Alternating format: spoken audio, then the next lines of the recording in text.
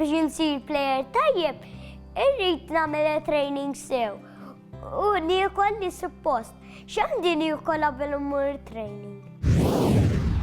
Mela importanti li meta jkun hemm attività sportiva, wieħed jara l-ewwel nett l-intensità tal-isports li jkun qed jagħmel għax ovvjament jiddependi. Imma bħala ġenerali, bħala regola ġenerali, ħafna drabi wieħed irid jiekol imqar satej qabel dik l-attività sportiva.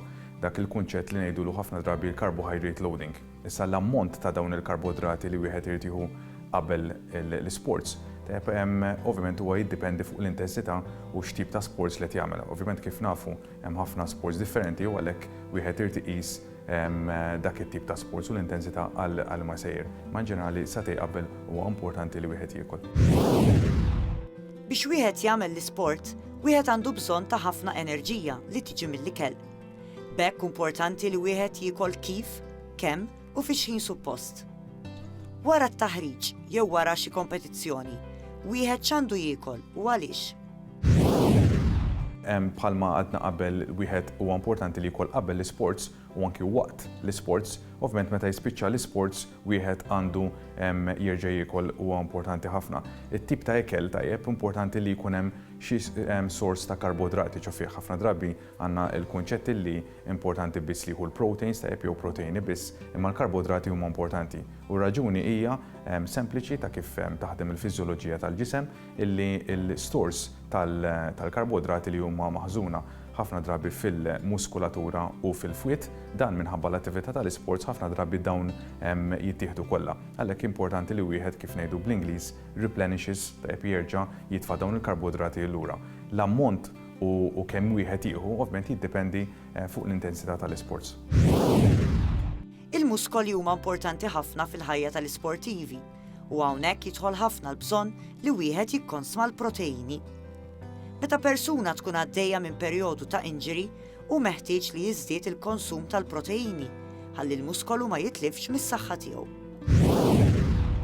Importanti li meta nitkellmu fuq l-isports ma nitkellmux biss fuq proteini. Tajjeb meta wieħed ikollu injury, tajjeb l-energy needs tiegħu, tajjeb jiġifieri l-ammont ta' enerġija li għandu bżonn ta' petrol, tajjeb li għandu bżonn, ovvjament ħajonqos mhux se jibqa' daqshekk intensiv daqskemm wieħed qed jagħmel l-isports jew waqt li wieħed qed jagħmel l-isports.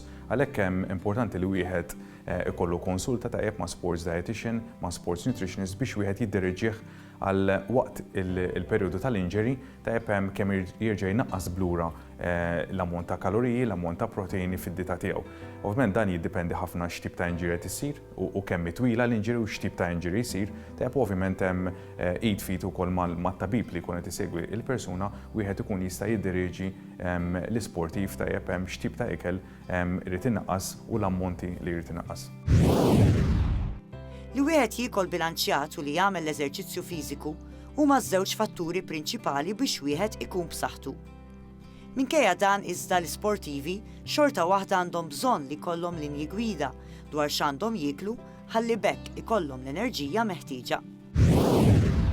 Jiena nemmen ħafna speċjalment hemm nies illi qed jagħmlu sports b'mod professjonali tajjeb anke jekk ikunu semi-professionals illi jieħdu parir ħafna drabi hemm ħafna diversità fuq il-kunċett tal-ikel, tal-pis ta' persuna li jrid ikun għal ċertu ammont ta' sports. Importanti li sports tant huwa varju illi m'hemmx konsulta jew waħda gwida ġenerali li wieħed jgħid tara mela kull min għandu sports irid jiekel hekk jew din hija l-meal plan ta' dak l-isports. Għandha tkun individwalizzata għax ovvjament jekk hemm it-tip ta' ikel li wieħed qed jiekol irridu jiżdiedu drastikament u hemm ħafna sports li jirrikjedi ħafna enerġija, wieħed ovvjament irid jara kemm jipprattika fil-ħajja tiegħu ta' kuljum. Aħna u Malta ħafna drabi l-isports ma jkunx full time, tajjeb allura ħafna drabi l-affarijiet soċjali, tajjeb l-affarijiet ta' ma tax-xogħol, wieħed irid jieħu parir ta' kif ħajqassam dan l-ikel u t-tip ta' ikel u l-ammont f'din il-ġurnata tiegħu.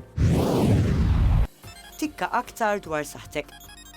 L-uġigħ fid-dar qed isir dejjem aktar komuni fost it-tfal u aktar ma jikbru, aktar hemm riskju li dan l-uġigħ ikompli jiżdied.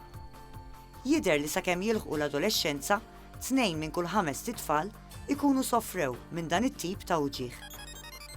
F'ħafna każijiet dan l-uġigħ ma jkunx xejn serju, però xorta waħda jista' jtellef mill-attendenza fl-iskola u l-parteċipazzjoni tagħhom f'attivitajiet sportivi.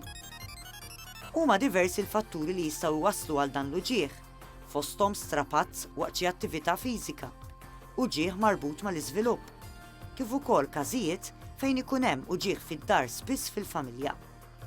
Jidher li l-bniet ibatu aktar mis-subien bl-uġigħ fid-dar. L-esperti jissuġġerixxu li uġigħ fid-dar m'għandux jiġi injorat u għalhekk importanti li wieħed ifittex parir mediku. Meta jkun hemm l-uġigħ, importanti li wieħed jieqaf jistrieħ u ma jistrapazzax. Tikka aktar dwar saħħtek għada.